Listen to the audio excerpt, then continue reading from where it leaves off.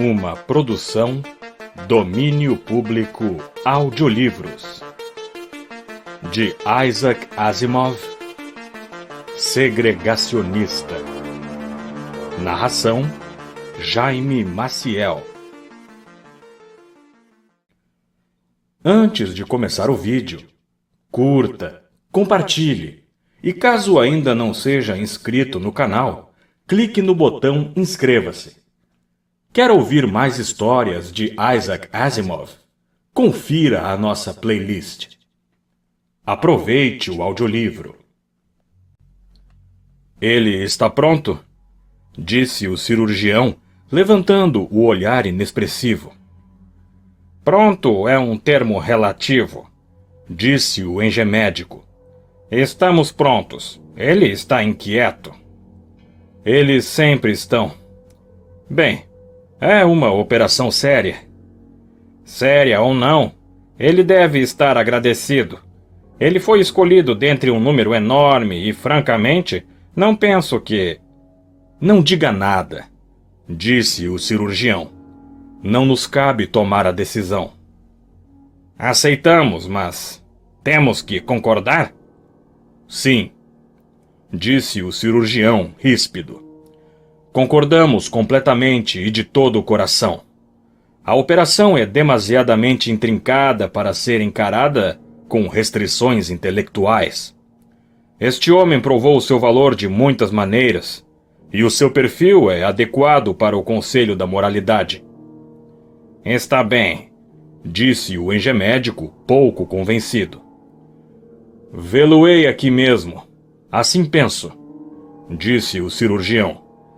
Esta sala é bastante pequena e íntima para ser confortável. Não ajudará. Ele está nervoso e mudou de ideia. Realmente? Sim, ele prefere metal. Eles sempre preferem. O rosto do cirurgião não apresentou nenhuma mudança de expressão. Contemplou as próprias mãos.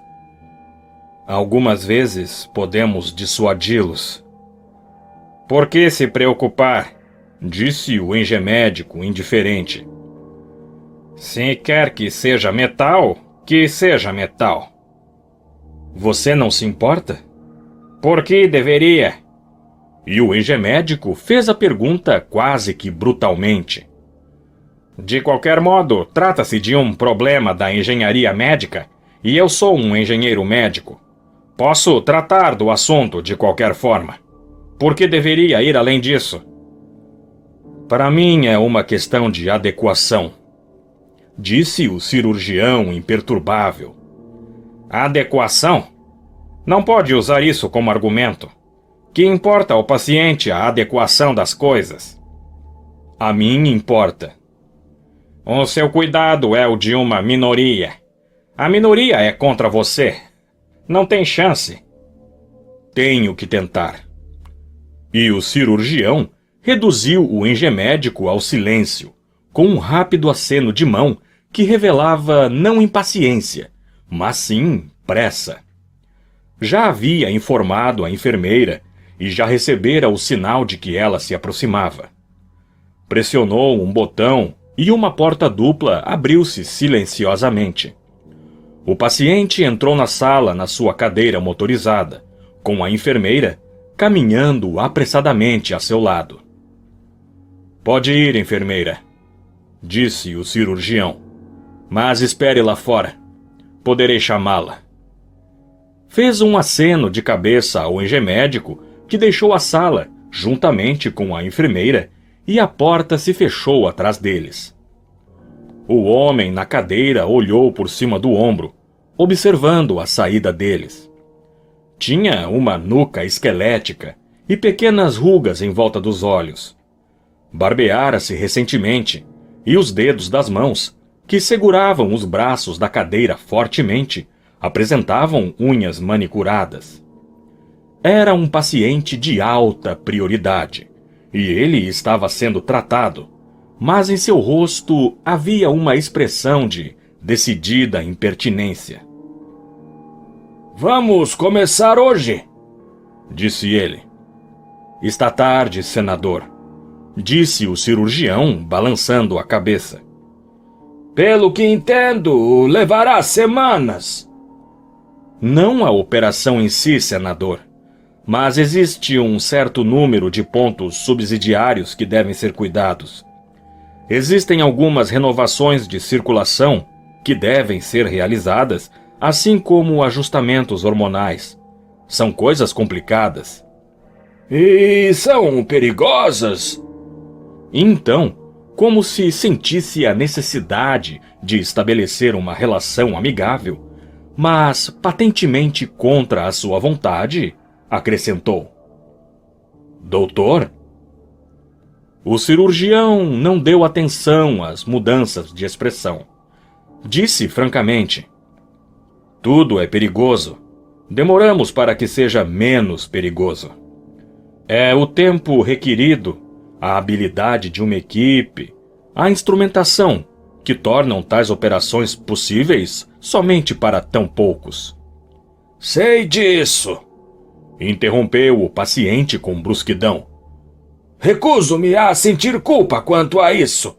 Ou posso deduzir que há alguma pressão imprópria? De modo algum, senador. As decisões do Conselho nunca foram questionadas. Menciono a dificuldade e a complicação da operação simplesmente para expressar o meu desejo de que seja conduzida da melhor maneira possível. Bem, vá adiante então. É o meu desejo também. Então devo pedir-lhe para tomar uma decisão. É possível dar-lhe um dos dois tipos de cybercorações, em metal ou plástico, disse o paciente irritado. Não é esta a alternativa que ia me oferecer, doutor? Plástico barato? Não quero, eu já fiz a minha escolha. Quero metal. Mas... escute aqui. Fui informado de que a escolha seria minha. Não é assim? Quando dois procedimentos alternativos são de igual valor sob o ponto de vista médico, a escolha recai sobre o paciente. Na prática real, a escolha é do cliente, ainda que os procedimentos alternativos não sejam de igual valor, como no presente caso. Está tentando me dizer que o coração de plástico é superior? Indagou o paciente, estreitando os olhos. Depende do paciente. Na minha opinião, no seu caso individual, o plástico é superior. E preferimos não usar o termo plástico. Dizemos cybercoração fibroso. Para mim é plástico de qualquer maneira. Senador, disse o cirurgião, infinitamente paciente. Não se trata de material plástico no sentido comum da palavra. É um material polimérico, sim, mas de um tipo muito mais complexo do que o plástico ordinário. É uma fibra complexa semelhante à proteína, destinada a imitar, tanto quanto possível, a estrutura natural do coração humano, que agora está dentro do seu tórax. Exatamente! E o coração humano, que está agora dentro do meu peito, está gasto. Embora não tenha atingido ainda os 60 anos. Não quero outro igual, obrigado. Quero algo melhor. Todos nós desejamos o melhor para o senhor, senador. O cybercoração de fibra será o melhor.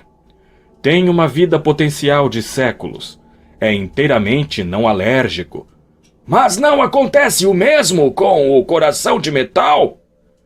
Sim, realmente, disse o cirurgião. O cybermetálico é de liga de titânio. E não se gasta? É mais forte do que o plástico ou fibra, ou seja, qual for o nome.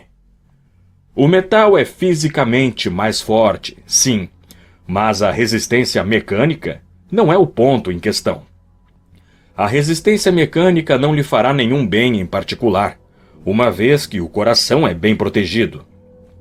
Qualquer coisa capaz de atingir o coração o matará por outras razões, ainda que o coração possa enfrentar manipulação manual. Se alguma vez quebrar uma costela, eu a terei substituída por titânio também, disse o paciente, dando de ombros. A substituição de ossos é fácil. Qualquer um pode fazer em qualquer ocasião. Serei tão metálico quanto desejar, doutor. Está no seu direito, se assim prefere. Entretanto, é apenas justo dizer-lhe que, embora nenhum cybercoração metálico tenha quebrado mecanicamente, um certo número quebrou-se eletronicamente. O que isso significa? Significa que todo cybercoração contém um marcapasso como parte de sua estrutura. No caso da variante metálica, é um dispositivo eletrônico que mantém o cyber no ritmo.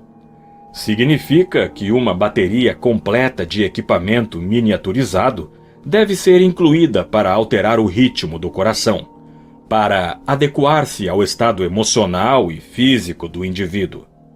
Ocasionalmente, algo errado acontece e pessoas têm morrido antes de qualquer correção. Eu nunca ouvi falar nisso. Mas posso assegurar-lhe que acontece. Está me dizendo que acontece com frequência? De modo algum. Acontece raramente. Bem, então correrei o risco. E quanto ao coração de plástico, também contém um marcapasso? Naturalmente, senador. Mas a estrutura química de um cybercoração fibroso é muito aproximada da do tecido humano. Responde aos controles iônico e hormonal do próprio corpo. O complexo total que deve ser inserido é muito mais simples do que cybermetálico. Mas o coração de plástico nunca se desligou, de repente, do controle hormonal? Nunca se registrou um caso destes. Porque vocês não têm estado trabalhando com eles por bastante tempo, não é verdade? O cirurgião hesitou. É verdade que cyberfibrosos não têm sido tão usados como os metálicos. Aí está! Mas o que há, doutor? Está com receio que esteja me transformando num robô? Um metalo, como são chamados, desde que a cidadania lhes foi concedida? Não há nada de errado com um metalo, enquanto metalo. Como o senhor disse, são cidadãos. Mas acontece que o senhor não é um metalo, é um ser humano. Por que não continuar humano? Porque eu quero o melhor, e o melhor é um coração metálico. Providencie o resto. Muito bem, disse o cirurgião assentindo. Será solicitado a assinar as permissões necessárias e em seguida será equipado com um coração de metal. E o senhor será o cirurgião responsável? Disseram-me que é o melhor. Farei o que puder para facilitar o transplante. A porta se abriu e a cadeira levou o paciente ao encontro da enfermeira. O engemédico entrou, olhando por sobre o ombro para o paciente que se retirava, até que a porta voltou a fechar-se. Voltou-se para o cirurgião. Bem, não posso dizer o que aconteceu apenas olhando para você. E aí, qual foi a decisão dele? O cirurgião inclinou-se sobre a mesa, escrevendo os últimos itens do seu relatório. O que você predisse? Insiste num cybercoração metálico. Afinal de contas, são os melhores. Não tanto. Vêm sendo usados há muito tempo, só isso. É uma mania que caiu como uma praga sobre a humanidade, desde que os metalos tornaram-se cidadãos. Os homens foram tomados pelo estranho desejo de se transformarem em metalos. Anseiam pela forma física e pela resistência associadas a eles. Mas tal desejo não é unilateral, doutor. Você não trabalha com os metalos, mas eu sim. Os últimos 2 que me apareceram para reparos solicitaram elementos fibrosos. E os obtiveram? Em um caso, tratava-se de fornecer tendões e não fazia muita diferença se fosse metal ou fibra. O outro desejava um sistema sanguíneo ou seu equivalente. Disse-lhe que não podia, isto é, não sem uma completa reestruturação da estrutura do seu corpo em material fibroso. Suponho que chegaremos a isso algum dia. Metalos que não serão realmente metalos. Inteiramente, você entende? Mas compostos de carne e sangue. E você não se incomoda com a ideia? E por que deveria? E quanto a seres humanos metalizados também? Temos agora 2 variantes de inteligência na Terra. E por que me preocupar com as 2?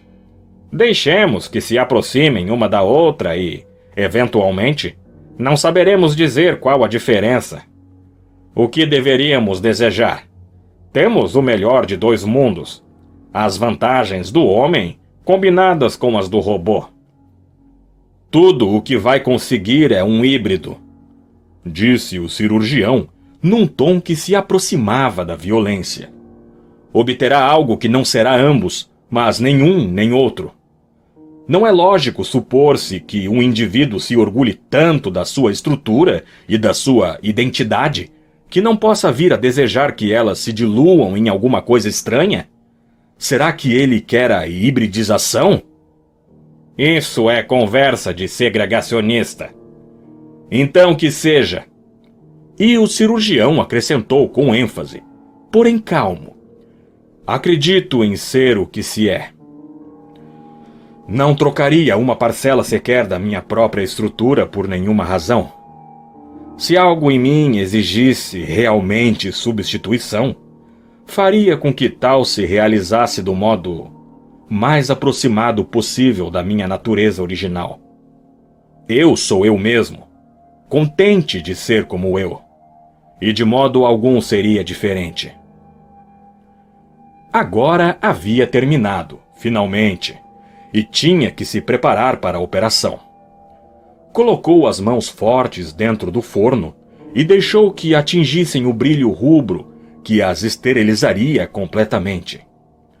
Com todas as suas palavras apaixonadas, e sua voz nunca se elevou, e no seu rosto de metal brunido, nunca houve, como sempre, o menor sinal de expressão. Fim.